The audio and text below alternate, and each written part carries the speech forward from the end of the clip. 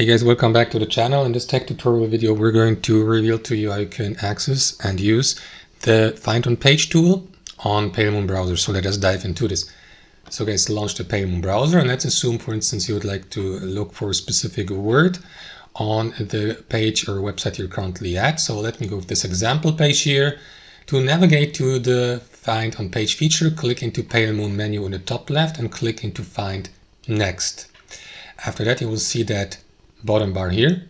So you can choose, for example, match case or whole words and type in the word you would like to look for here. Like, let me go with support, like for example from there, just for the sake of the tutorial.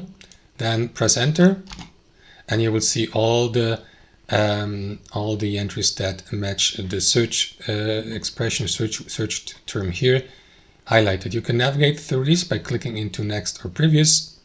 And you will see also the number of matches to the right. That's how it works, guys. Thanks for watching. Hope you enjoyed it, got some real value from it, and we'll catch you later.